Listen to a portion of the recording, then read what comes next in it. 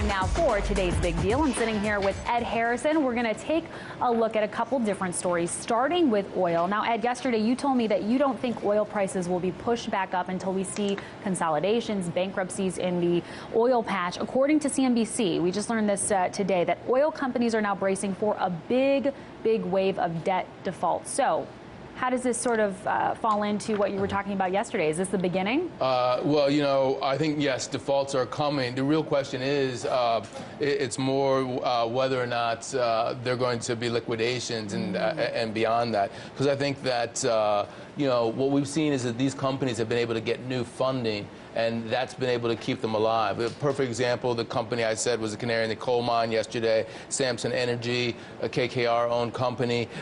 They did this prepackaged bankruptcy earlier in the year. They fully expected to reemerge in better financial condition when that was over, and they were ready to go to war with their competition.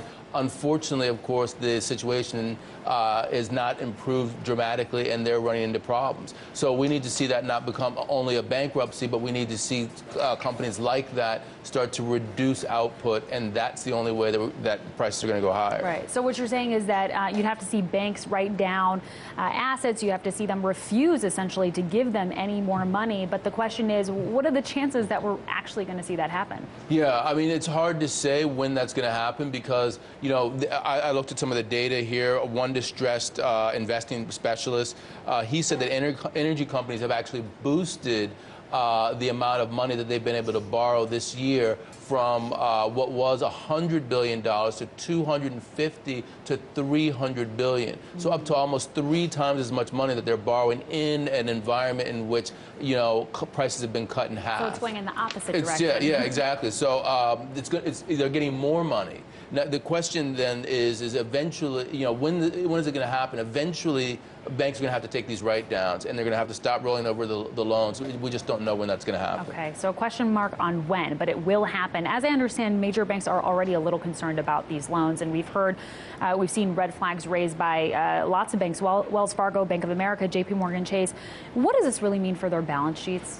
You know, 100% it's bad for their balance sheets, but I don't think that any of the major banks are very overexposed to the oil patch. If you look at banks that are overexposed, it will be the local banks in, say, North Dakota or in Texas. You know, banks like Cullen/Frost, International Bank Shares, First Interstate. I think that really, if you're looking at the too big to fail banks, you're going to be looking at the thing that's really going to distress them is the emergency money that they're getting from the Fed, how that is now going to be cut off. I want to be clear about what you're talking about. You're referring to the Fed's recent decision to limit how much money financial institutions can get from the Fed in times of crisis. That means banks that are going bankrupt or appear to be going bankrupt can no longer receive emergency funds from the Fed under any circumstances whatsoever. So, you know, interestingly, we saw today that the S&P downgraded a number of banks, as far as I understand, JP Morgan, Chase, Goldman Sachs.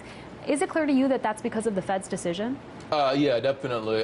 Basically what they did, you know, I'm looking at the data here. S&P lowered the holding company debt rating of not just Goldman, but, you know, Citi, Morgan Stanley, Bank of America to BBB+, which is actually one level above junk. JP Morgan and State Street got a A- rating, and Bank of New York and Wells Fargo got a rating. So this was, they said, directly because they were not going to be bailed out by the Fed. Wow, it's incredible. What's the significance of downgrading holding companies here? Yeah, so I think this is the interesting bit, because basically what we're seeing now in the world that we're coming through is that the Fed does not want the actual operating companies to have a hiccup in terms of their operations. They want operations to continue on.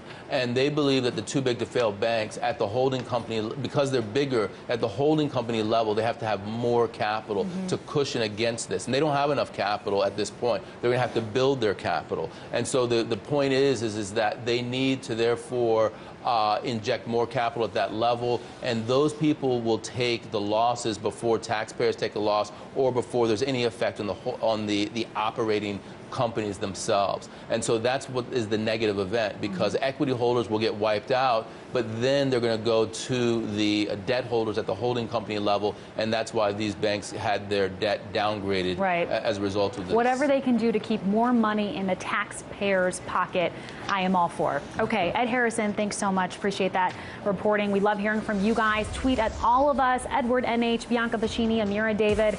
Remember, you can see all the segments featured on today's show, youtube.com/BoombustRT, from all of us here at Boombust. Thanks for watching. We'll see you next time.